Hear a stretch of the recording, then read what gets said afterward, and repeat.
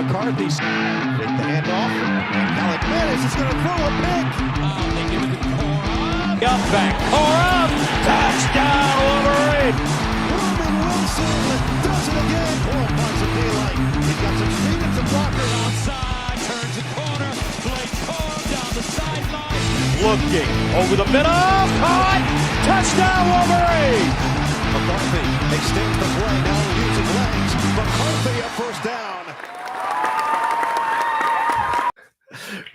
I really wish that sound effect would travel through to the next scene, but it doesn't. That's annoying. Good evening, everybody. Michigan is only favored in 2 out of 5 marquee matchups. Are the rivals right, and Michigan is destined to fall back into obscurity? We're also going to talk about some way too early power rankings that don't treat Michigan as well as I think. Mac has a different idea, or as well as I think they should be. Mac has a different idea. Plus, we're going to talk about a couple of characters named Deshaun and LaShawn who have a problem with Chip Kelly. Not to mention, we have a special guest. For the first time ever, we have a special guest who will be joining us shortly. You know him, you love him, and he'll be on in just a minute as we get through a couple of things here. Welcome to the Big Ten Team Rivalry Show. As always, we are not insiders. We are not professionals. We're just fans who love to talk about football. This is what we do here. We pick a topic, give our opinion, and you give yours right there in the chat. It's all there ready for you. With me, as always, is Mac, although I forgot to say who I was. I am Cliff. I am your host. We're doing something different, so now I'm all freaked out. I'm a professional web developer and an amateur woodworker and not a broadcaster, even though I went to school for it, which is probably the running gag. Mac, how are you doing? I have a degree in communication. Does that mean like I should know something about this too, or can I? Somebody should know something. Theoretically, I should be able to string together a coherent sentence considering that's my degree field, but whatever. I work in marketing. I don't do this professionally. Let's get John on. Well, we're getting there. We are on the road to 1,000 subs. As of the start of the show, we are at 798, so we're almost at 800. Be part of the Team Rivalry movement. As I've said, we don't know what it is exactly, but if you come along with us, we'll all find out together. And then Mac will know too, because Mac has no idea. If you haven't joined us yet, you said you didn't. Oh, you're right. No, you're right. You're right. I'm sorry. I don't know what the movement is. We're moving something somewhere. It's going to be great. It's free. It's funny. It's a good deal. We do have memberships now. 99 cents. Sign up and you get some cool emojis in the chats with more to come, I'm sure. And now it's that time. Now we get to bring on our guest, a young man fresh off a world tour between the USA and London. I didn't say it was the whole world, but he's a huge Michigan fan, loves the Maize and Blue, hosts his own channel right here called the Michigan Football Voice of College Football channel. Say hello, and I hope this works. Say hello to John Dodamo. Hey, everybody. Great to be on. Go Blue. Go Blue. How are you doing, John? How are things over at the Voice of College Football? I'm good. I'm still got a little bit of jet lag. I was just in London last week hosting an award ceremony for my company. And so that was very exciting and met quite a few folks over there and got to finally go to London, enjoy things and check off the bucket list, Buckingham Palace and all of that good stuff. Really pumped to be here. I'm glad you guys have joined the Michigan football, the Voice of College Football family. And I see quite a few members of the community in chat. I see Antoine, I see Moose and Blue Wolverine and Connor Stallions and everybody. So we're having a great time. Yeah, they're lighting it up already. That's nice. I feel like we mostly share the same audience. We probably do. Well, thank you for coming to all the shows, everybody. Yeah, you guys are awesome. Yep. All right, we're going to have some fun with this first. I have this, before we dig into the stories anyway, we have this tradition here that we ask all of our guests, of which you are the first. So it's not a long-standing tradition, but it is now. So what I want to do is I have 3 questions on these little cards here that I'm going to ask you that may or may not be football related. And all they require is a short answer. So are you ready for this? I just want to say I did not see and or approve these, so I accept no responsibility. All right, let's go. It was all my idea, and I didn't tell Mac because he is the more responsible of the two of us. Oh, okay. So here we go. You ready? Well, hang on. Sure. Here we go. Star Wars or Star Trek? Star Wars. Very good. Is correct. Stallone or Schwarzenegger? Stallone. Is correct. Wow. All right. 2 for 2. This is the tough one. Are you ready? Okay. Schembechler or Harbaugh? Oh, there it is. Harbaugh won the Natty. He did. So you're picking Harbaugh? Yeah. All right, you just offended all of the Gen Xers, and we have to go now. Yeah, You'll get over it. Ended us with the national debt, so screw them. It was Bo. To be fair, it was Bo till last year. That's fair. Yeah, I can understand that. I grew up in the 70s, so I'm watching Bo back in the 80s is when I really remember watching Michigan for the first time, and it was just every weekend, or not every weekend. I lived in Ann Arbor, and we knew on Saturday weekends, game weekends, that you did not leave the house because Michigan was that good. No love for Fielding Yost. Yost was a little before my time, though. We're talking living memory here. Yeah, that's fair. All right.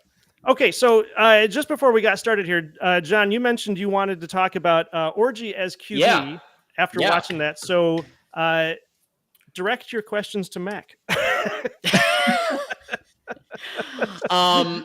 No, I thought it was Mac said it very well that he was probably the best option of the quarterbacks. And so I think Orgy is being slept on. And here's why. Antoine said it best. We were talking back and forth, and he was mentioning that there were a lot of RPOs done when Shea Patterson was the quarterback in 18-19. And Alex Orgy, I think, is far better at running than Shea Patterson. And if we can get him to 60, this is the magic number that we've agreed on Michigan Wolverines Live, 62%. Not even Cade number, just 62%. Cade was 64. So we get Alex Orgy to 62, and so far in the spring game, I think he was 70 or something. He was pretty good with completion in the spring game. So we just that's all you need, because his run ability was used in the toughest games that Michigan had. It was used in Ohio State. It was used in Alabama and Washington, and not when they were up by 30. When they were maybe within 3, Alex Orgy went in there to run some yardage. And he made plays. Like he made plays. Made plays too. Like he wasn't just in there to get 1 or 2 yards or anything like that. He was brought in semi-pressure situations and actually picked up double-digit yardage in a couple of circumstances. So yeah, I'm completely on board with that. I didn't realize that Cade McNamara's percentage was only 64%. It felt like he never missed, to be honest. Like I don't know. That was just I thought he was. He never missed the checkdowns. He was great with the checkdowns. That's why we call him Checkdown Cade. Checkdown Cade. Yes. I mean, whatever. If that gets the ball rolling, then fine. But yeah, I completely agree with that. 62%. Okay, I can get on board with that. I keep saying like 60%, or if he can at least get close to that, because his running ability, I think, is definitely going to be what keeps defenses primarily on their toes this fall. That and the fact that we've got Donovan Edwards and Khalil Mullings and an O-line that really should not take that much of a step backwards. The O-line is they only are returning 1 out of, and technically he wasn't even starting at the end. But the players that they got on the O-line from Preeb in Northwestern, he's an incredible player. And just obviously Crippen has finally gotten to his moment. After 2 transfer centers beat him out, it's going to be Crippen's time to shine at center. El Hadi is another one, that Giovanni El Hadi, who has just been waiting for his moment. And then Gentry or Percy in that right tackle slot. It's looking like a really strong O-line. Am I going to say it's as good as last year? It remains to be seen. But with Sharon Moore as the head coach and Newsome, I think you're looking at yet another strong O-line, and that, as we know, opens up Donovan Edwards and Khalil Mullings and Ben Hall to do what they do. And I think there's something to be said for the O-line getting better through fall camp a lot, or they have more of an advantage or an ability to get better through fall camp because they're going up against one of the best, if not the best, defensive lines in college football every single day in practice. So yeah, I've said it. I've joked about it. This is the best defense Michigan is going to face till Ohio State, at least. their own. Their own. Their own. I like it. Yeah.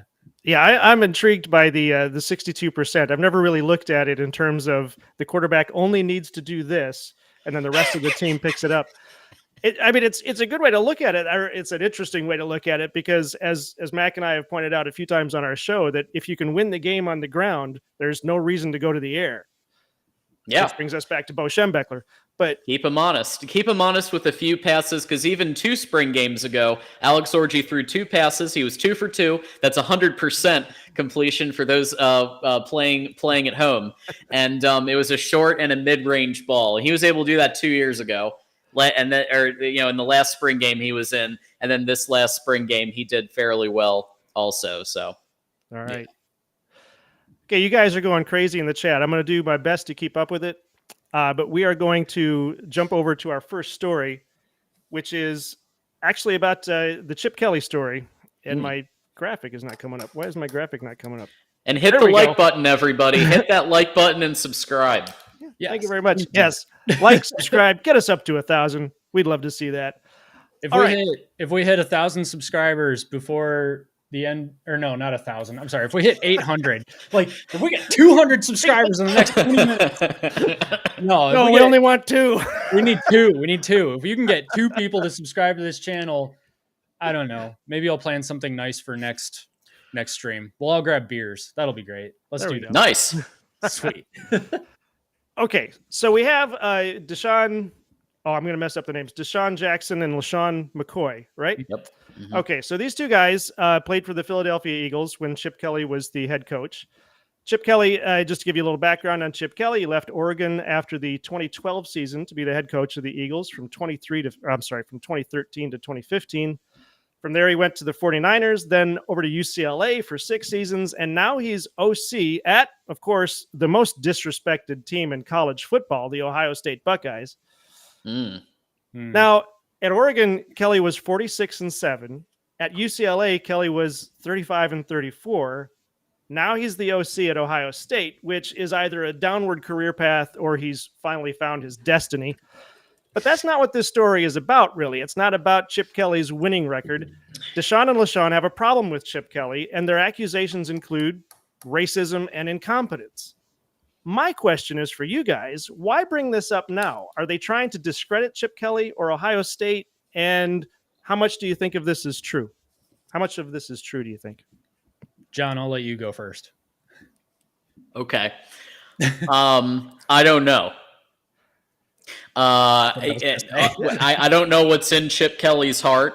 I don't know, what this, like all the scenario. I haven't looked into this intensely. What I do know is that he definitely rubbed people the wrong way at times as head coach. He's definitely one of the more hard ass type head coaches out there.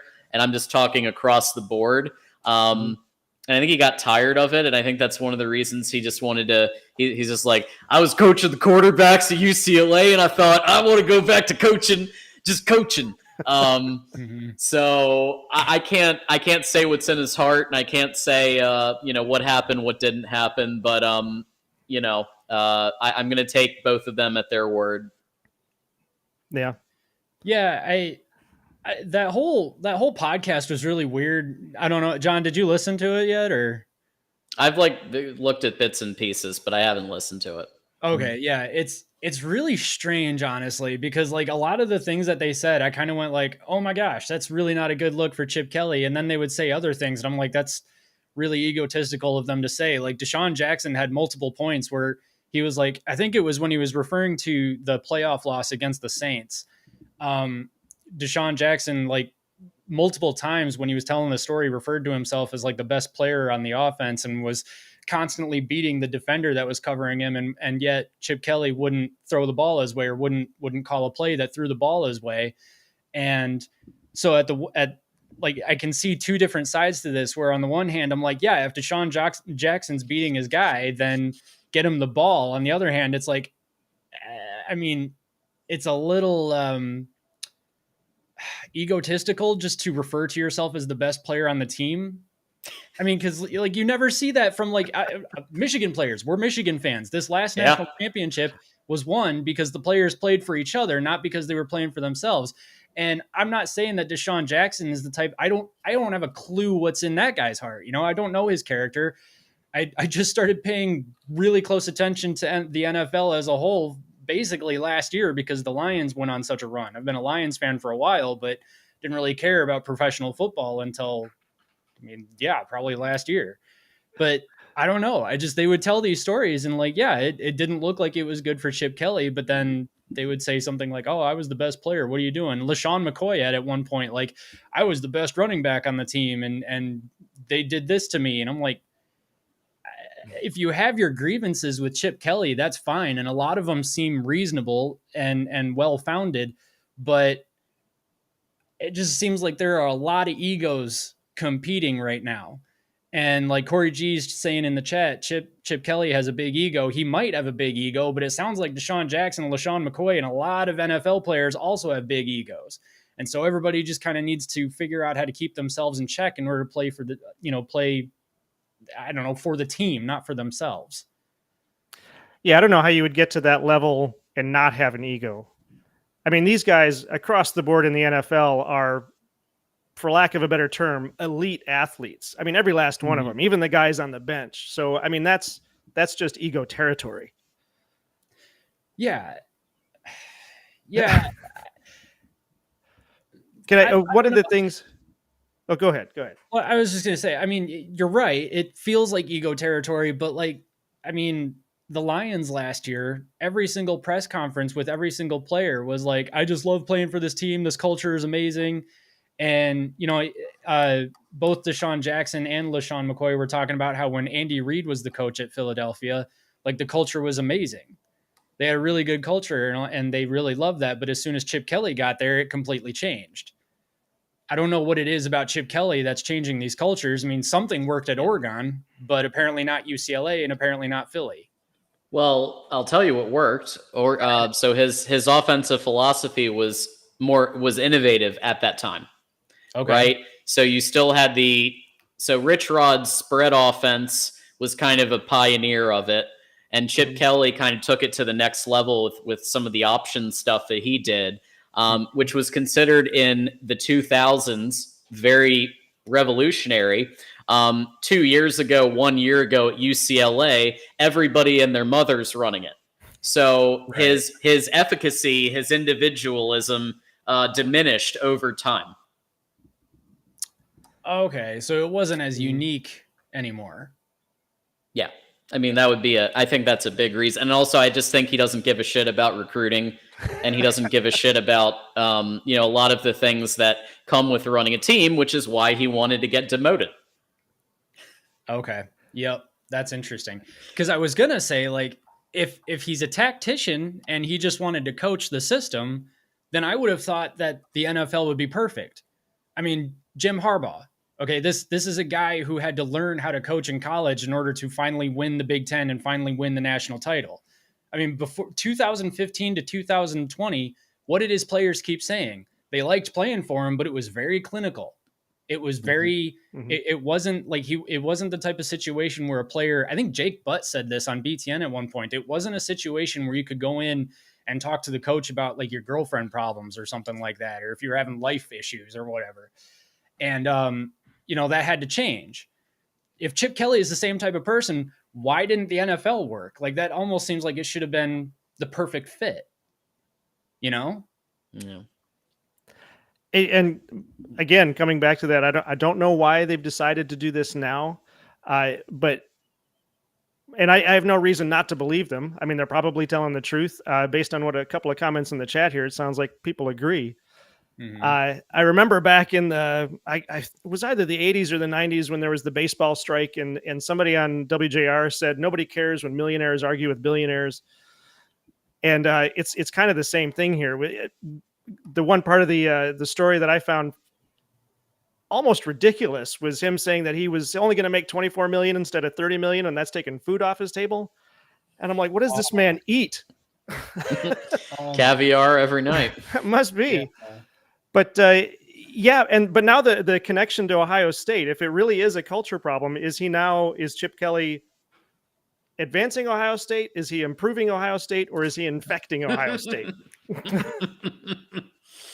And what do you do with that? And we won't know, obviously, for a couple of months, but I think that's an interesting question, because what they decided to do, to their credit, they got Judkins, but to their not credit, they picked up the Alabama center who can't snap a ball. They picked up the guy who was going to get benched at Kansas State. I don't know what's up with the O-line, but it doesn't look very good. So congratulations, Ohio State, for winning the offseason. And apparently Baby Gronk is now committing to Ohio State. So congratulations. wait a minute. What is the deal with this Baby Gronk guy? I kept seeing him like all last season, like Baby Gronk is doing this and that and the other thing, and like people are actually getting upset about it. Like, who is Baby Gronk? What is this? So yeah, he's a younger individual, and like 12 years old, and he's kind of like blown up on social media. He's got like over 200,000 YouTube followers, and apparently his dad has driven a lot of this stuff. But it was a big deal that he made a big splash that he has decided to commit to Ohio State, and although it's not a binding commitment because Ohio State hasn't offered him yet, so it's not a binding situation. But congratulations to the Ohio State University. Did you say he's 12 years old?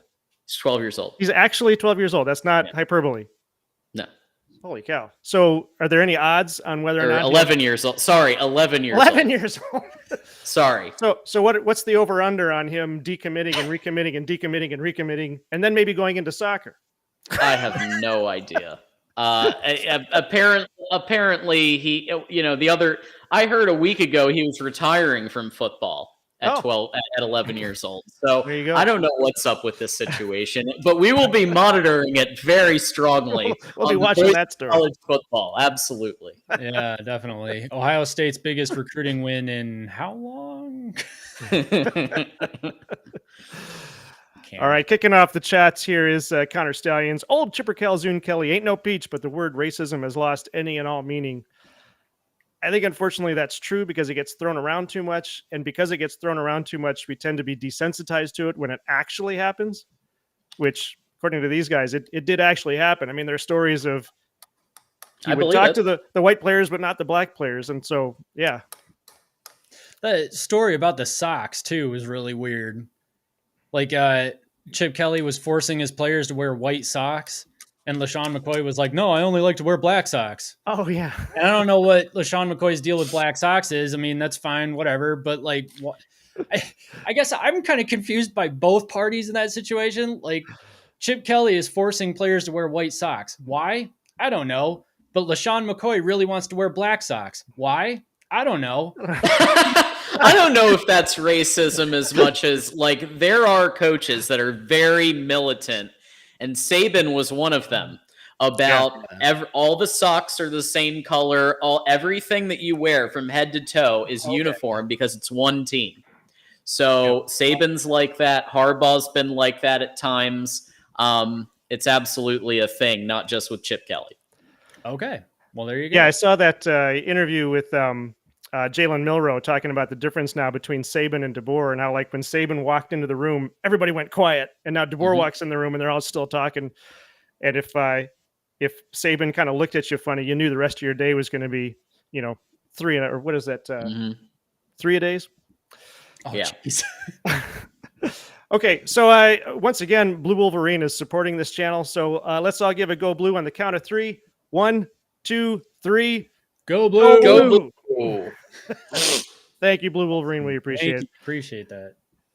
Corey G says Chippy has a big ego, which sounds like you guys agree with that.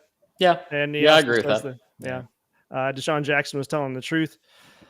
Or that he was the truth. Was the truth. He is the truth. He is the truth. Receiver. Would you? Here's a good one from Moose. Would you say he has a chip on his shoulder? That could be true. Absolutely. Antoine says Chip Kelly is an egghead sometimes. When you're smart, you don't come across too good. That can also be true. Yeah. As someone who has a master's degree, I can confirm this. The only reason why Chip Dip bothered to run the ball is because Jim Harbaugh used to whoop him when it was Stanford. Chip Dip. Yeah, Jim Harbaugh at Stanford really blew things up. Yeah, even the great Pete Carroll lost games to Jim Harbaugh. Oh yeah. Wow. Okay. I guess I didn't really pay a lot of attention to Harbaugh's tenure at Stanford. I know they won back-to-back 10-win seasons or something like that for the first time in a long time there. I think it was. Yeah. Yeah. He definitely improved the team over time for sure. Yeah, definitely. All right, let's move on to the next one here. Our second story has to do with the spring football, the post-spring football rankings, because of course every time there's news, we have to re-rank all the major programs. Yeah, exactly. The Michigan Wolverines are the reigning national champions. And if you're the national champions, you would think they would start the year ranked as number 1. But Michigan has gone through a number of changes, not the least of which is the head coach. Undefeated Sharon Moore is now the head coach. Harbaugh leaves for the NFL. Former OC gets promoted. 5 outlets have released their way too early rankings, and Michigan is not number 1 in any of them. So here's what we're going to go over. Athlon Sports has Michigan at number 7, and number 7 nationally, number 3 in the Big Ten. Joel Klatt has Michigan at number 8, number 3 in the Big Ten. The Athletic has Michigan at number 9 and number 3 in the Big Ten. USA Today has Michigan at number 11 and number 3 in the Big Ten.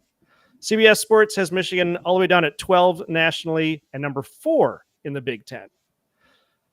So, guys, you've heard the rivals over the offseason that Michigan is going back to obscurity, that Harbaugh gutted the program. Are they right, or is Michigan being underrated? What's going on? John, go ahead. How many times are we going to have to teach these people this lesson? So this is every year. And I think it's a mixture of people relying way too much on recruiting and star rankings in an era in which development and NIL and transfer portal are more of a thing as an equalizer. But we're still using the same antiquated evaluation system in terms of the star rating being the number 1 thing. And by that metric, Ohio State is number 1 in the Big Ten. And I'm actually okay right now with putting Ohio State above Michigan in the Big Ten. I'm okay with it based on what I've seen, who they've retained, their situation at the various positions. They picked up Caleb Downs. They picked up Judkins. Fine. But Oregon is above Michigan in every single ranking, practically. Have you seen the trenches for both of these teams? Michigan is going to stomp Oregon in the trenches. The way that Oregon's going to win that game is through the air. And with Dylan Gabriel through the air, just out-dueling Michigan. But if you've seen the lines, Oregon, yes, they've taken strides on defense especially, but just a few months ago, there was this game called the National Championship. And y'all might remember that Michigan beat Washington, who beat Oregon twice. What? And I understand that players moved out and that there are new players now, and I understand that things have changed, but they haven't changed that much. So I'm a little skeptical at Oregon at number 2. All right. I can't believe I'm going to do this, but I want to push back on the line talk a little bit because I think Oregon's O-line actually could be pretty good. I think so last year they were a Remington. What was it? Jackson Powers Johnson won the Remington, and then they were a Joe Moore finalist. So they were actually pretty good. Although now that I say that, they were a Joe Moore finalist and still lost to Washington twice, the team whose O-line and D-line actually got blown up by Michigan in the national title game. Never mind. I take it back. He's right. And who won the Joe Moore Award? It was Washington. Yeah, you're right. That's true. So Michigan showed what listen, Michigan won the Joe Moore Award in 2021, and Georgia beat the crap out of us. Joe Moore Award doesn't mean a lot. It means your O-line is pretty good, but when you face up against, so I'm very skeptical that Oregon's going to be able to face up, and Washington will be able to face up against the very best of the Big Ten, include Michigan right at the top there. Okay, but then I guess by that logic, and I agree with that logic, but by that logic, why is Michigan below Ohio State? Because it's like that every year. Mm-hmm. I mean, but if we're going by, if we're talking just trenches, if Michigan is better than Oregon in the trenches, and we consistently see Ohio State's O-line getting worse and worse every year under Ryan Day, there is nothing that I have seen from Ohio State so far this offseason to suggest that their O-line is going to be any better. They needed to address O-line issues over the offseason because of what happened last season with Kyle McCord constantly getting pressured and throwing interceptions and stuff like that. And again, I've been a Kyle McCord defender. I thought he was still a really good quarterback. They should have kept him if they could. But whatever. In any case, they had O-line issues to address. And what did they do instead? They picked up some receivers. They picked up a running back. They got a quarterback transfer. They did everything but address the line. Yeah, it's just third base mentality right there. Well, what do they think is going to happen? Like, they're not paying attention to the last 3 years where Michigan's O-line has completely dominated their D-line and Michigan's D-line has completely dominated their O-line. I mean, even last year with Ohio State's defense as good as they were, I mean, they still almost beat Michigan, but when it came down to it, the play that decided the game was because Michigan's D-line got to McCord and forced the errant throw that Rod Moore picked off. So, well, even the Buckeye in chat here, Buckeye's battle cry says Ryan Day needs to fire the O-line coach. So there's a Buckeye data point right there about the situation with the O-line. Yeah. Okay, there you go. I mean, maybe that's still a thing. It's really curious to me that they're not. But okay, so by that logic, then if we're going just off of O lines and D lines, Michigan should be number 1 in the Big Ten. I'm sorry, like I'm just from a talent standpoint and the way that Michigan develops the trenches, Michigan should be the number 1 team in the Big Ten if and only if Oregon's O line is actually overrated. I'm seeing a lot of pundits saying that Oregon's O line should be really good. But then again, last season, a bunch of pundits were saying Oregon was the favorite for the Pac-12, and they lost to Washington twice. Yep. And both times, I don't think it was even. I mean, the scoreboard was close, but they had like late game collapses too. Yep. Yeah. Moose is saying exact. Like, if all else fails, the Ryan Day mentality, just recruit 50 more 5-star wide receivers. And look, they do a great job of recruiting 5-star wide receivers. A great job. Nobody's denying that. But if you can't protect the quarterback, then those wide receivers aren't going to get the ball. So you got to look at everything. Yes. Yeah, exactly. It's just bizarre to me that's the case because Ohio State had some really good O-lines and D-lines under Urban Meyer. Yep. And Urban Meyer understood the importance of that, and I just don't understand how Ryan Day hasn't gotten that. But if that remains true, and I guess I'll say this, if that remains true and Michigan beats Texas this year, then Michigan's winning the Big Ten. I'll go with that. As an added data point, so Mac wanted me to bring this in, that Michigan is getting interest from players of rival schools like Jaden Mangum from Michigan State. Jaden's doing an official visit to Michigan, Ohio State, and Nebraska for some reason. If Michigan is in the running for the same players as Ohio State, doesn't that suggest that players are seeing it differently than the people ranking the teams like you guys are talking about? I mean, it depends on the situation, doesn't it? Sure. You know, I mean, I guess if you're... From what I understand, this kid is one of Michigan State's, when I say top defenders, I mean, one of the guys they're going to be leaning on this year. I think he is their top defender. So yeah, it's a huge loss for Michigan State. Don't really know the circumstances as to why he's leaving, but I don't know. I mean, different players want to go to different schools for different reasons. Maybe he's looking at Michigan because we're in a situation now where college football is, a national sport, and the rivalries from a player standpoint maybe don't mean as much. I don't know. But he's a defensive player. He can go get developed at Michigan more so than anywhere else. Well, let me ask you a question. Cliff, Mac, would you rather play for a team that just won the national championship or a team that just went 4-8 and fired their coach because he was having phone sex? Which one would you prefer to work under? This is fair. This is fair. I mean, yeah, absolutely fair. Yeah. But yeah, exactly. I think you're exactly right there, John. What's really just the odd thing is that Michigan and Ohio State are courting the same players or getting visits from the same players, and yet Michigan is, down here, and Michigan or in Ohio State's up here. That's the kind of thing that doesn't make sense to me. I think a lot of times these way too early rankings are way too early because they're just pulling them out of their butts.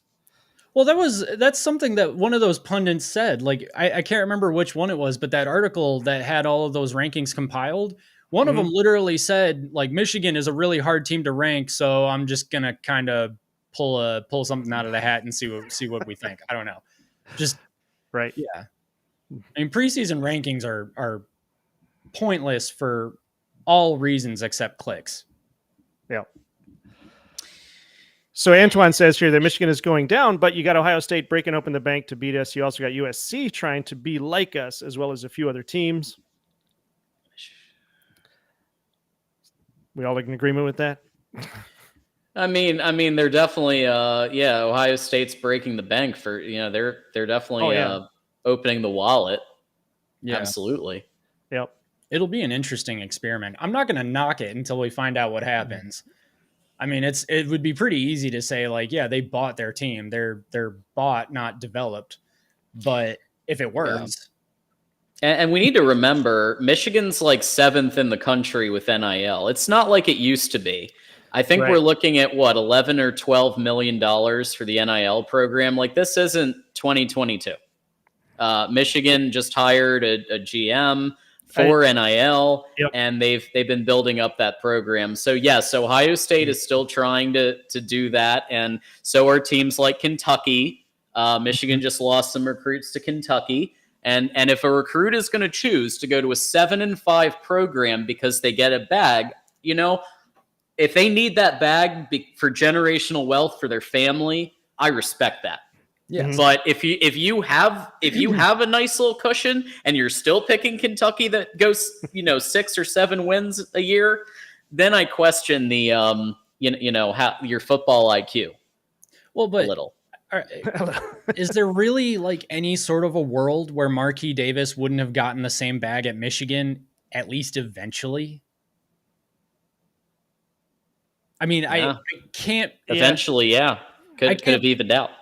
Yeah, and I almost think that he probably would have gotten more because Michigan's the bigger program. Michigan's got the bigger boosters. Michigan's got bigger opportunities, especially from a national standpoint. Like if Marquis Davis comes to Michigan and ends up being a national storyline, the guy's not signed. Tom Brady has his own brand that J.J. McCarthy signed with. And that's about as national a brand as it gets. What's Kentucky got besides bluegrass and whiskey, I think? Horse racing. There you go. Also, it's a very nice state. I always enjoy driving through Kentucky. Yeah, Louisville. Yeah. I enjoyed my time in Louisville. Yeah. Okay. Yeah, I've always wanted to go to Louisville. I'm not sure. It's a good time. That we had a conference there a couple years ago, and definitely a lot of bourbon running around, and so it was a good time. Bourbon. There you go. Tennessee's got whiskey. Kentucky's got bourbon. There we go. Kentucky bourbon. Yeah. Connor says that actually Oregon lost to Washington 3 straight times, so they must have lost in 22 also. 22. Yeah, because they played them. Yeah, you're right. They played them twice last year, right? Yep. So there you go. Okay. Thanks, Connor Stellian. Thanks, Connor. Look at that. Okay. I think we looked at this one. Buckeyes Battle Cry said Ryan Day needs to fire their O-line coach. Yeah. Seems like it. Connor says that because Michigan doesn't pay these recruiting sites to put them over. pay the recruiting sites to put who over? I'm not sure. I probably shouldn't have clicked on that one. Oh, Buckeyes Battlecry also says Justin Fry has been a disaster. Is that true? Is he their O-line coach? Because if I so, believe yes, so. he's right. All right. He adds that Chip Kelly told Ryan Day to get Justin Fry. All right. So Okay. Buckeyes Battlecry is having a problem here with Chip Kelly too, it sounds like. Yeah, this is his third year as O-line coach. Heck of a job. Heck of a job. Okay, Justin Fry was at UCLA with Chip Kelly. Yeah. Okay. So there we go. Moose says he's not sure that Day realizes where the problem is. That's okay. It's the problem. He is the problem. Yeah, and that could be. You can't see the problem if you are the problem. He is the problem, yeah. If it's true that he was, so the whole born on third base thinks he hit a triple. If it's true that he inherited a good team and he inherited obviously one of the best programs in the country, how good of a coach do you have to be to keep that going? And when I would talk about this one, we got to go back to what happened after Lloyd Carr left Michigan. And we get Rich Rod. Rich Rod was a great coach, but failed horrifically at Michigan. Yeah. So are we just talking culture issues here? Is Ryan Day kept alive because he has support where Rich Rod didn't? But Ohio State hasn't collapsed either. They're just losing because Michigan. they have support. So like we talked about Rich Rod, what was the book? 3 and Out? Yeah. John Bacon. By John Bacon, talking about how Rich Rod never actually had any support. Yeah. Yeah. Hoke had they didn't let him bring all bit. of his defensive guys over. Yeah. I don't think it's quite the same situation though, because Ohio State's still winning double-digit games every year. That's successful. They've but gone. That's what I'm talking about. Are they winning those games double digits because they're already a great program and they've got I'm just going to throw this out there. Let's say Ryan Day is a mediocre coach with all of the support he could possibly want. And does that make it easier for him to coach the team because he can still bring in the good players because Ohio State still has the good brand, where Rich Rod was sort of left to dangle in the wind and couldn't build off of the legacy? Well, I will say this. Part of maintaining a program is coaching hires. And on the defensive side of the ball, he did a great job by bringing in Jim Knowles. The third year with Jim Knowles, and we saw that at his last stop too. Every year improved. And this past year, the defense propped up the team. It was the defense, and it was Marvin Harrison Jr., to a lesser extent Cade Stover, and Igbuka and some of the weapons. But really, the defense and Marvin Harrison Jr., you take those away, Ohio State barely probably makes a bowl. So he did make a good hire on defense. I'll give him that. Max77 says OSU got the starting center from Bama, which you were mentioning, John, and the portal may not be good enough to start. That's got to hurt. What? Really? He may be a backup. Oh, jeez. Or he's either if Chip Kelly is worth his salt, McClellan's going to, what's his name, the center, he's going to be a backup or switch to guard because apparently he's a pretty decent guard. All right, but wasn't he center at Alabama because Alabama's center went down with an injury, and so they had to do a little shuffling on Seth McLaughlin? That's who it was. Seth McLaughlin. Okay. Yeah. You might be right about the injury. I thought there was some sort of an injury. He seemed not good enough to be the Alabama center. just a little bit. Okay, regarding Jaden Mangan going to Nebraska for a visit, this is true. Matt Rule is a hell of a coach. He's taken, Baylor and Temple, took them from disastrous seasons up to championship level. Now, when I was looking at Matt Rule over the last summer, and we actually did a video on this. We have a video on Matt Rule as far as where he comes from and where he's going at Nebraska. And so far it's playing out that he starts out not well, and then eventually within 3 to 4 seasons we'll have Nebraska competitive again in the Big Ten, and then he'll leave because that's what he's done so far. So I would be interested, I guess, for now, if you get in early, you kind of got to get in on the ground floor with Matt Rule, get developed, and then you're okay. But if you get in late, then you're going to be left dangling. That's my thought anyway. Yeah, you listen to Matt Rule talk to Josh Pate or just give an interview, and he just seems like a genuinely good dude that you want to play for. Yep. And from everything we've seen, he's brought back the physicality that Scott Frost had abandoned. It was shown in the first spring practices of the first year, and now he's gone and gets Dylan Raiola, who's one of the top quarterbacks in that class. And from all that we've seen, Dylan Raiola is going to be the starting quarterback. And so they're going to be slinging the ball a little bit this upcoming year. And I think 9 or 10 wins is doable with how easy their schedule is. It's very doable if they could get to 9 or 10 wins with the upgrade in quarterback and their schedule situation. I think stealing a 5-star quarterback from Georgia is pretty indicative of a change. I mean, I understand Dylan Raiola. I think his uncle is a coach at Nebraska, or he had some sort of connection to Nebraska, but I think you're right. Uncle. Okay. But I mean, Scott Frost had Nebraska circling the drain every single year. I mean, it wasn't good. So obviously Dylan Raiola wanted to go to a stable program. And the fact that Matt Rule was able to convince him like, hey, we're actually building something stable here now. I mean, that's huge. So Buckeyes Battle Cry mentions Tony Alford recruiting misses continues. And I think he's right. But is this enough to impact Michigan's way too early rankings? No. Yeah. Well, it's also not enough of a sample size when it comes to evaluating Tony Alford. Yeah. Yeah. I don't like when the recruiting comparisons are made with Michigan. Let's just call it what it is, guys. Like, Michigan has never been elite recruiters from a star point of view. Yeah, with the exception of maybe 1 or 2 classes with Hoke and Harbaugh. Yeah. It's kind of been in the 8 to 12 range. Yeah. They're usually bottom of the top 10 or top of the top 20.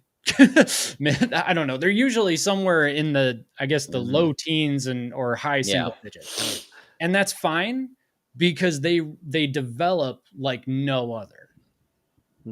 So, I mean, Ohio State can hang all of the off-season natty banners they want. Michigan's not going to care about your top 5 recruiting classes because Michigan's aim so far, it seems, has not been to get top 5 recruiting classes. It's been to get the right players and develop them with the right coaches in the right culture. That's all it is. So I'm not concerned about Tony Alford recruiting misses. All right, we've got 2 in a row here. We're going to look at Moose, and then we're going to look at Buckeyes Battle Cry. Moose says, that's what I'm saying. Day was handed the keys to a Lambo when Jim walked into Michigan with a Ford Escort. Jim would have won at least 3 natties with OSU's talent. Now, backing that up with Buckeyes Battle Cry, saying other coaches have failed at elite programs. So we've talked about both of these. But where do you go with, okay, and I lost my question. I did. Sorry.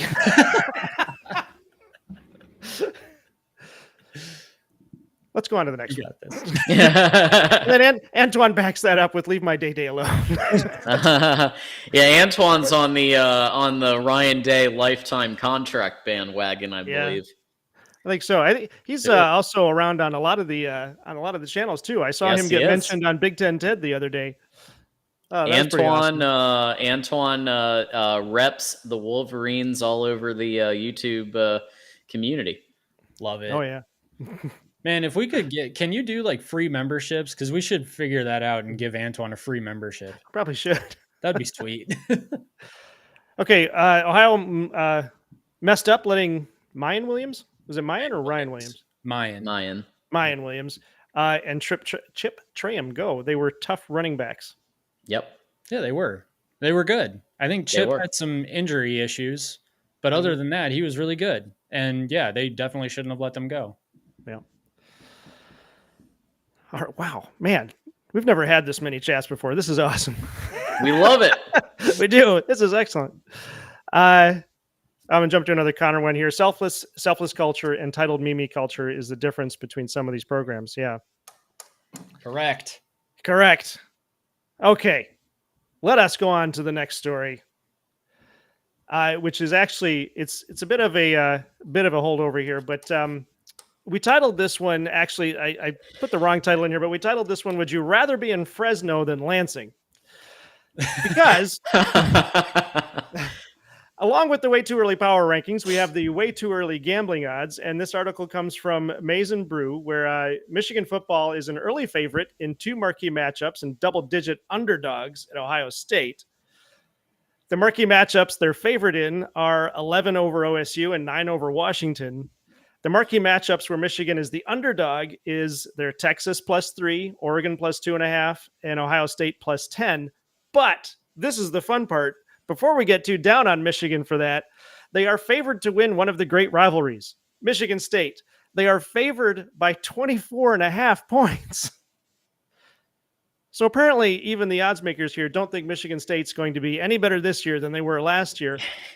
But that's not the funny part. The funny part is that Michigan is favored over Fresno State by 22 points.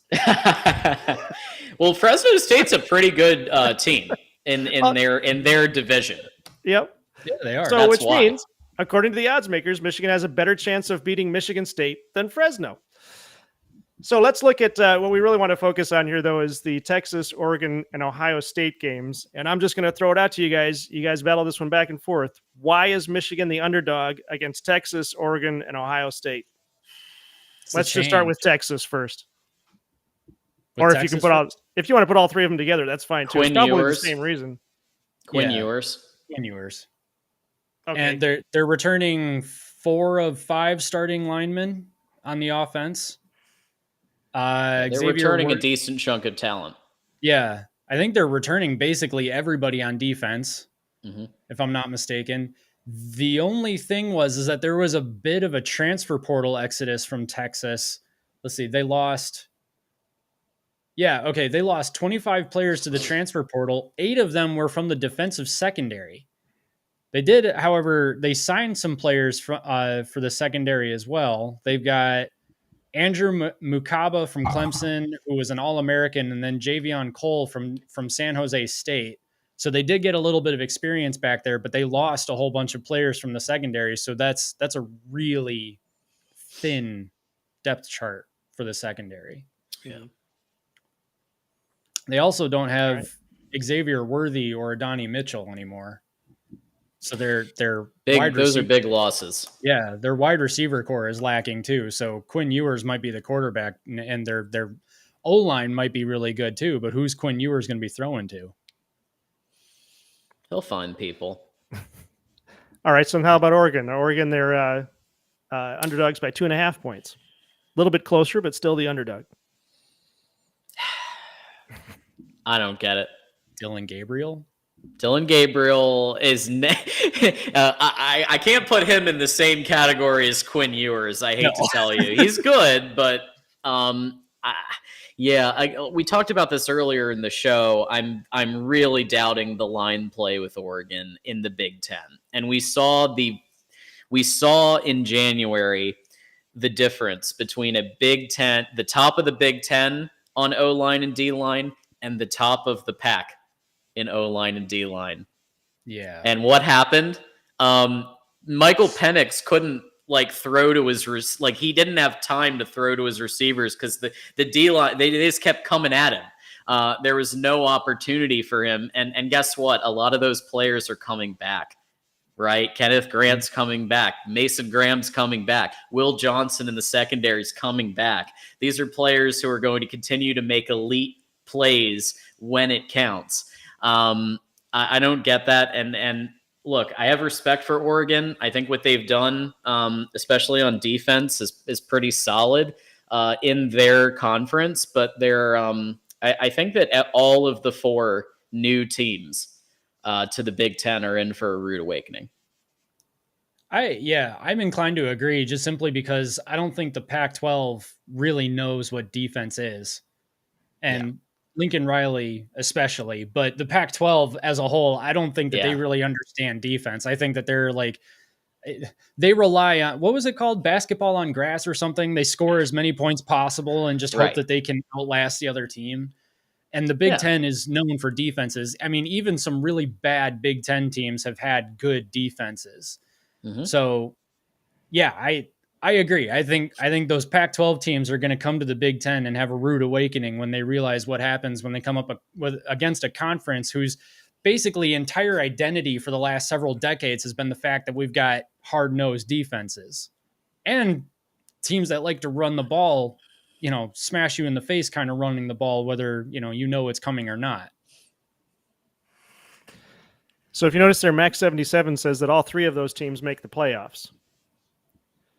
So does rude awakening equate to not making the playoffs, or making the playoffs but falling out in the first round? Antoine, the Pac plays arena football. You're not that far off. I mean, the quarterback play was really good last year, but the best Big Ten team showed like their ceiling, and and USC. So I don't know. I think I personally have Michigan at 10-2, which I think is very doable and very reasonable given the offensive losses. Which, let's be honest, a lot of players went to the NFL from offense. Mm-hmm. I think we'll drop 2, but I personally think it's Texas and Ohio State. I don't see Oregon being a loss based on what I know right now. I just can't get there. I mean, I could see an argument for 9-3 and 12-0. Yeah. I mean, there are equally valid arguments to me for both of those records, for both sides of that continuum. And as for whether or not all 3 of those teams could make the playoffs, I mean, all 3 of those teams could make the playoffs and Michigan could run the table. And that can absolutely happen now that we've got this ridiculous 12-team playoff, which actually might end up being really cool. I don't know. But it also might end up being 14 teams. Might also end up being 14, and then the next season 30 some odd, whatever. Anyway, Connor says that Quinn Ewers, little pressure up the middle, goes from number 7 Tom Brady to number 8 Orlovsky. Hey, don't crap on Dan Orlovsky. Dan.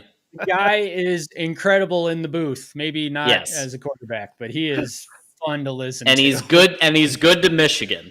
Yes, he is. Yeah. I like it. Yep.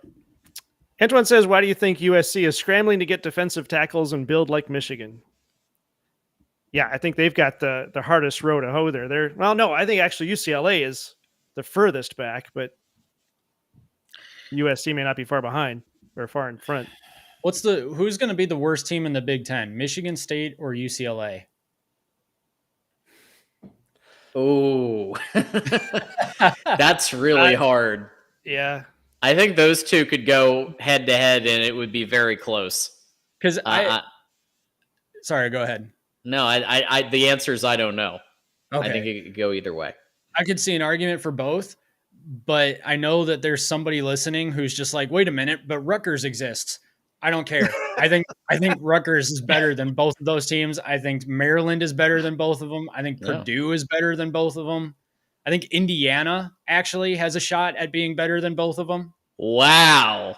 Indiana. I mean, Indiana's not going to be good. So maybe Indiana's too far, but I could see an argument. But UCLA and Michigan State have both had roster exoduses like no other. And we have no idea what to expect from either of the coaches, except for the fact that Jonathan Smith, from what we know at Oregon State, I believe it was Oregon State, He's a pretty solid coach. He brought Yeah. over the quarterback, so there's going to be some consistency there at least. But you're talking about a program that got gutted after their former head coach got ousted for freaking sexual harassment. Yeah. Like, yeah, it's tough. I think MSU. So Jonathan Smith is a really good coach. He coached a top 5 Pro Football Focus O-line last year at Oregon State. Yeah. And I think that might be enough right there to beat UCLA by like 3 points. So if I had to guess which one is a little bit better, it'd probably be Michigan State. But it's those two are like in the bottom tier. Going to be in the bottom tier with Indiana and some of those types of teams. Yeah. Maybe I shouldn't have said Indiana because I forget how much Indiana lost because they've also they're in trouble. Yeah. But they picked up a transfer recently. But anyway. But with Kurt Signetti taking over the head coaching spot there, I feel like Indiana might be one of those dark horse teams. I don't know how far they'll get. I don't expect them to win the Big Ten or anything, but I think they're going to do better than Indiana did last year. Of course, that's not hard to do, but yeah. Jeffrey Only Talk Sports will be happy that you said that. He's one of our resident Indiana fans at the Voice of College Football. Yeah, just for fun, I'm looking up Indiana's schedule. They do have 3 pretty solid win opportunities against FIU, Western Illinois, and Charlotte. So they could double their win total from last year. Actually, I could see them go 4-8. Yeah, which I believe was doubling from 2-10. I think they were 2-10 last year. And I called UCLA. What did I say in that other video? 3-9. I expected them to go 3-9 with their schedule. So, yeah, I think Indiana could end up having a better record than UCLA. I'm just saying. UCLA is in that position. So their brand new coach has never been a head coach before, and that's a tough spot to be in. And of course now comparing that to Sharon Moore, who had never been a head coach until last year, and he's undefeated, but different circumstances. You still had Harbaugh there to at least tell him what to do. So 4-0, baby. 4-0, yeah. I don't care if Harbaugh was still there. He's 4-0. 1-0 against the team in the game that matters. Yep. Yes, exactly. Okay, so let's see. So Michigan lost 17 to the portal and gained 6, so they only lost 11. All right. Corey G, I think we're going to agree with this. This Michigan defense may go down as one of the best of all time in history, in my opinion, and Corey's opinion. Wow. Okay. That's bold. That is bold. That, last year last year's defense was phenomenal. I mean, with Keon Sabb and Jair Hill both transferring, Jair Hill was supposed to be a starter. Keon Sabb was definitely going to be a starter. I don't know. Secondary is a bit of a concern for best of all time. Yeah. I do think McBurrows and the other guy blanking right now, Ernest Hausman and so McBurrows and Zeke Berry, I think will plug the holes, but are they going to be as good as Rod Moore and Keon Sabb would have been? Probably not as a whole. So I think it remains to be seen, but certainly up front is going to be really, really strong. Yeah. Actually, okay, I was wrong. Jair Hill did not transfer. It was DJ Waller that transferred. My bad. Yeah, Jair Hill was the one who had the really good. Yeah, I was going to say that sounds like. Yeah, are we breaking news here? Yeah, breaking news. Everything hit the fan, and Michigan's defense is totally gutted. I think Marcus is right here that if Michigan beats Texas, watch out. That's going to be a key game. Yeah, absolutely. They have to win that game. Yeah. Old Timer 56 says, to me, Michigan is the favorite in every game until someone beats us on the field. We are defending champions. As it should be. That's what you would expect, but there's some turnover here that has to be considered. Well, hang on. What's the problem with using, I don't know, math in terms of like, talent what is it called? Composites, like team talent composites to try and determine who's better on the field. And I mean, because if you're Vegas and you're setting these betting lines, obviously you're going to want to know exactly or everything that you possibly can about each team when you're trying to decide an over or an under. So Michigan's not the betting favorite in some of these games, and that's because Vegas has money on the line. That's just how it is. Yeah, and that's fair. Because that +3 with Texas and 2.5 with Oregon. I mean, that's essentially a toss-up. I think you'd have to say at any point the plus or minus on these has got to be at least 6 points. So you go 6 points in either direction, and either team can win. Ohio State's going to be a little bit. I mean, if these odds are right, that Ohio State is a +10, you got a little bit more of a challenge there. Well, I mean, yeah, no, you've got a little bit more of a challenge there. The only reason Ohio State is a +10 is because they're making a ton of waves in the transfer portal at every position that doesn't matter for Ohio State. And the fact that the game is in Columbus and Michigan had a bunch of turnover. And everybody's looking at the Michigan turnover like, oh, it's the end of the world. Michigan's going to take like 10 steps back from this natty that they just won. And really, no, they didn't. The entire coaching staff got promoted. They were all at Michigan anyway, except for Tony Alford and Wink Martindale. But Tony Alford, okay, so he comes from Ohio State. He's got a decent track record, whatever. Wink Martindale has connections to Michigan, at least through the scheme that he's running, being the OG of the defensive scheme that Michigan has. So it's still kind of a Michigan connection. Everybody else was already at Michigan and just got promoted. I think except for one other guy, and I want to say it's the secondary coach. In any case, and then every player on the offense, with the exception of Preeb and one other transfer, was already at Michigan too as like a second stringer. Yeah, Crippen, El Hadi. Yeah. So, I mean, there's not actually that much turnover. Like everybody from the outside looking in is like, oh my gosh, Michigan looks completely different. Not really. So this is so Antoine is talking about Michigan secondary. To be clear, they were saying best defense of all time. I think the secondary is fine. I just don't think it's best of all time. Right. Up front might be. Secondary, I think it's okay to call them just great. Can they be just great? And then win the natty again, and then we could say best of all time.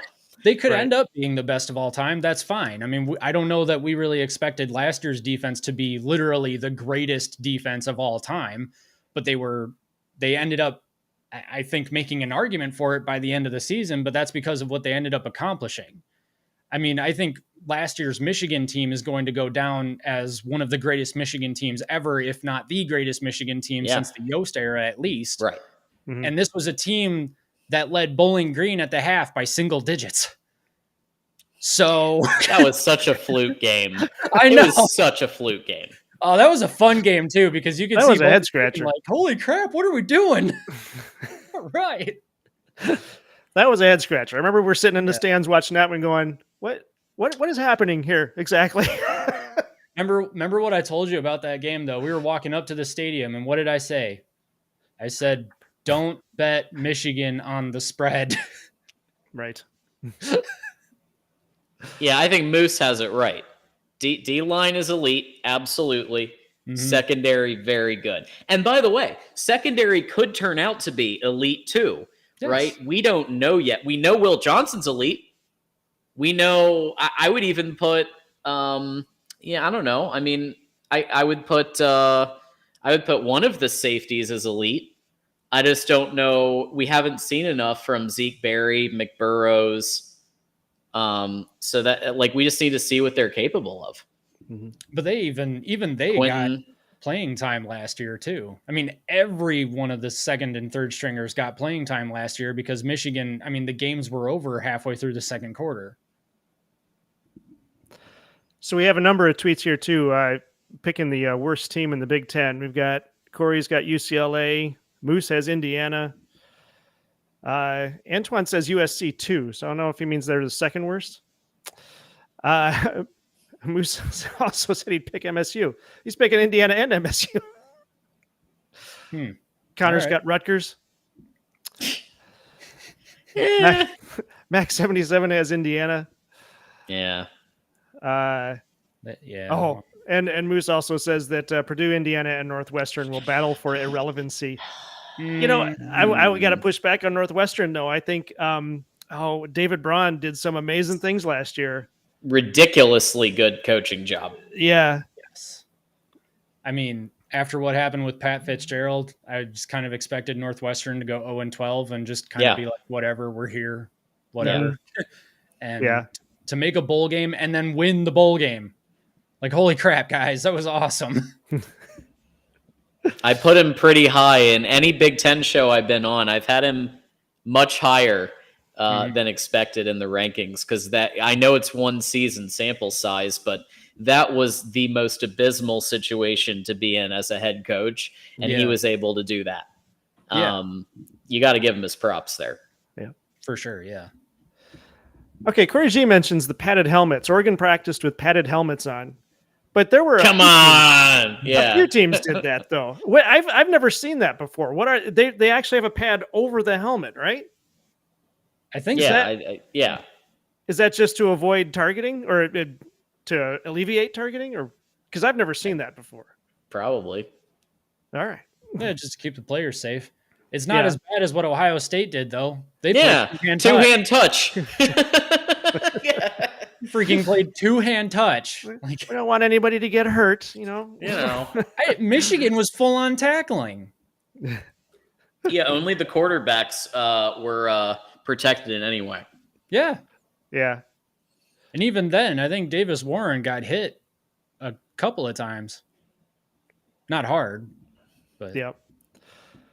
Antoine, okay, I think you talked about this one. The secondary is great. Yep. Is Penn State favored over Michigan? I did not look that up. No. Oh, wait. Because Michigan... We're not playing. We're not playing Penn State. Yeah, okay. So, yes, they are favored over Penn State. Oh, yeah, Marcus says that right there in the next one. They're not playing PSU. But if you look through the power rankings, I think that there was at least one that put Penn State above Michigan. And again, to repeat what I said at the beginning of the show, how many times do we have to teach you this lesson? Because Penn State just can't quite get it done against the best teams, and they still have to play Ohio State. And I think they could drop one. I don't know if it's Oregon or USC or what, but I could see them dropping to one of those two. James Franklin, it's James Franklin's coaching that causes them to lose those games. I've said it a million times on the channel. Like, it's James Franklin's coaching and going off of the analytics and totally neglecting anything that has to do with like in-game momentum or in-game adaptations. That's why they lose those games. Mm-hmm. I assume this is props to you, John. Finally, a guy who's speaking the facts. Well, I mean, Ohio State like it's a for sure loss. I mean, I think it could go either way. I think that's a fair and rational way to do it. Ohio State's defense looks really good again. And, they got Caleb Downs, one of the best defensive players in college football. On offense, it's a big question mark. The O-line is spotty at best.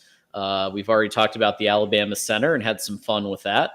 And the quarterback situation, similar to Michigan, although I think Orji clears a lot of those quarterbacks at Ohio State. They have a really questionable quarterback situation. They're either going to run the guy who got benched he was going to get benched at K-State, Howard, or they're going to run Devin Brown, who's gotten injured a couple of times, and he's been hit or miss. Those are probably the two starter candidates as of right now. I think the best quarterback is, and I've said this and I've gotten roasted for it. I think the best quarterback's Aaron Nolan, and he's going to get run out of the building. Yeah, I fully expect him to transfer. Yeah, I do. If Will Howard is the starter and Aaron Nolan's brand new, I think.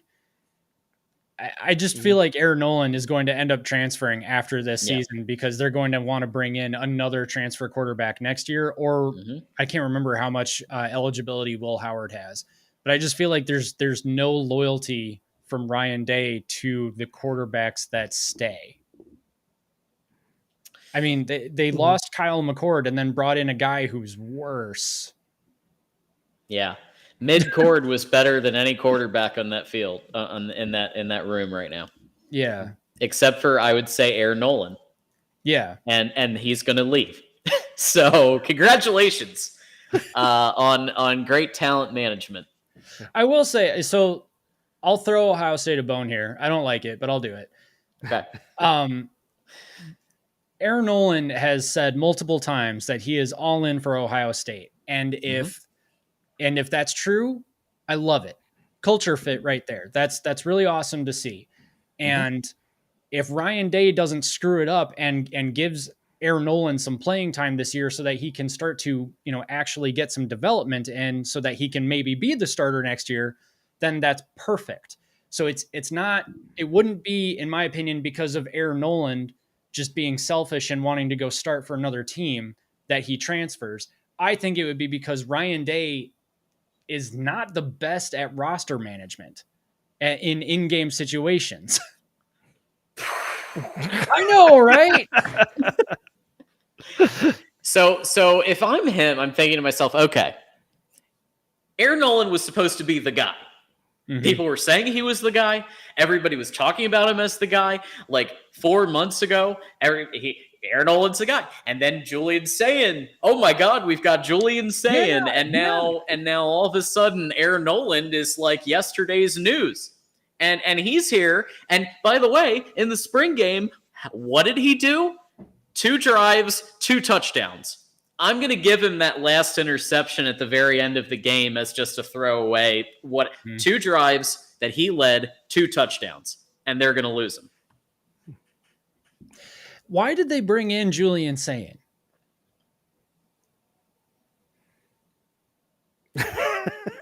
Buckeyes, battle cry, you want to chime in on that? Yeah. What was the point of bringing in Julian Sayin? Because if you're bringing in Will Howard as the starter, then fine. You need someone who can be a plug and play this year while Aaron Nolan develops.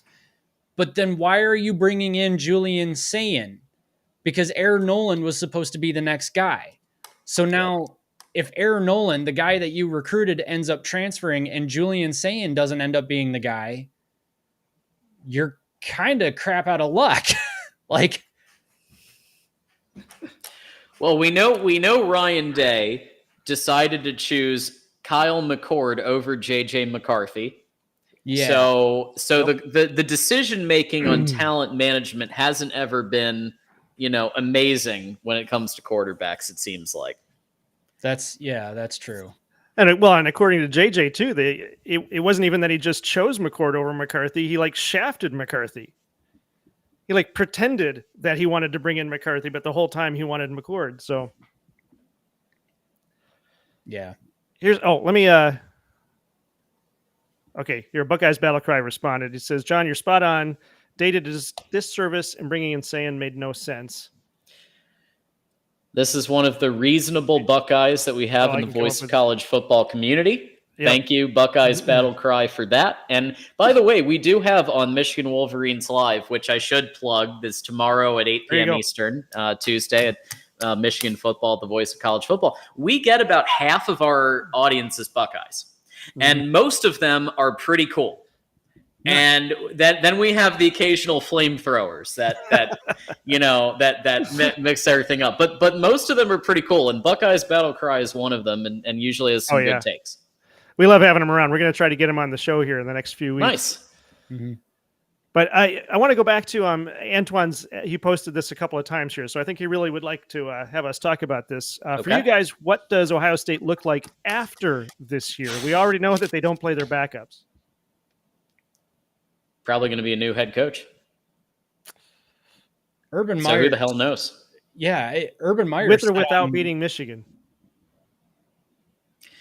If they go 9 or 10 wins, that's not good enough for them. Even if one of those wins is Michigan? If they beat Michigan, he's staying. Yeah, if they beat Michigan, he's staying. But I don't know. I'm like 50-50 on him staying right now after this year. Yeah. I honestly thought that he was going to be fired after the bowl game, after losing Oof. to Yeah, that was rough. Yeah, because Urban Meyer said on Fox that you don't lose to an interim coach and get to stay the coach at Ohio State. And then he proceeded to lose to an interim coach. Yeah. So if Urban Meyer starts saying things like Ryan Day should be let go, then I mean he's got to be the most prolific Buckeye supporter in the nation right now.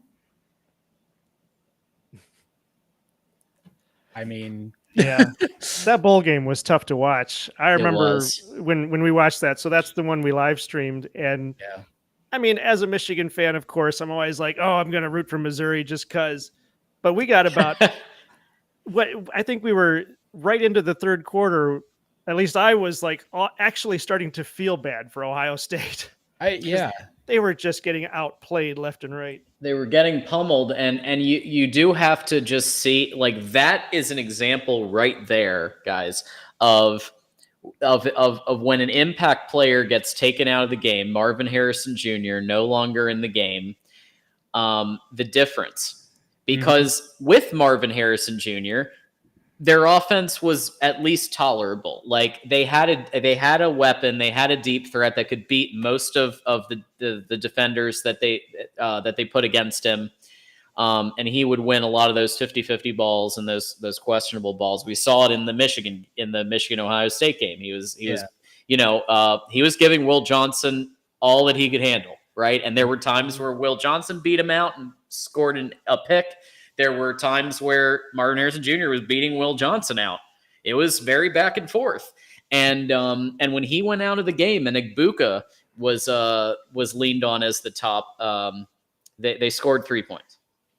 So that just goes to show you what one impact player can do. And they better hope like that this new wide receiver that apparently is the second coming, is any good, because they need a replacement for Marvin Harrison Jr. They don't have wide receivers this year like they have had. It doesn't seem like their wide receiving core is getting as much clout or as much hype this year this offseason as their other wide receiving cores have. Well, J.J. Smith, Jeremiah Smith is the one that they all are like, crowning already as the best player in college football. So he's supposed to be the new Marvin Harrison Jr. apparently, but I saw him getting cooked against the Ohio State defense quite a bit in the spring game. Yeah. They can have their wide receivers, they can have their running backs, they could even have a quarterback if they wanted. Their O-line, until their O-line gets better, Michigan's defense wins every time. All right, let's close out with this one. So Connor Stallions asks, do you have a better turnaround with Lance Leipold at Kansas or David Braun at Northwestern? That's a tough one. That's a really tough one. We have way too small a sample size with David Braun, albeit a really good sample. But too early. Yeah, I think it's too early to say, but Lance Leipold's been pretty good. Mm-hmm. I think you got to go look at this season and then judge. Yeah, I would agree with that. Yeah. Kansas went 9-4 last year. Mm-hmm. 5-4 in the Big 12. I forgot, what was Northwestern's record last year? They get up 8-5. to 8-5. All right. Yeah. Well, I think that's going to do it. Let me close that. And John, I want to thank you very much for joining us tonight. Really appreciate it. Like we've been saying, we've got the most chats we've ever had in one of our shows, so really appreciate that. Absolutely. So follow me on Twix at John Diadamo, also as Moose calls it, Twix.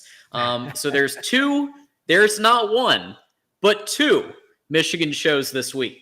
In part because I was out last week in London, and Mark Rogers, voice of college football, did a great job of hosting while I was gone. We have the usual Michigan Wolverines live show with TJ and myself tomorrow at 8 p.m. Eastern. But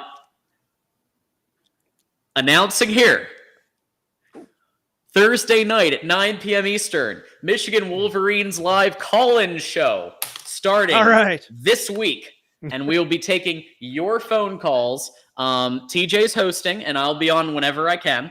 But that's going to be TJ's baby. And people can call in and give their take on Michigan, on the topics that we're talking about, or your own topic.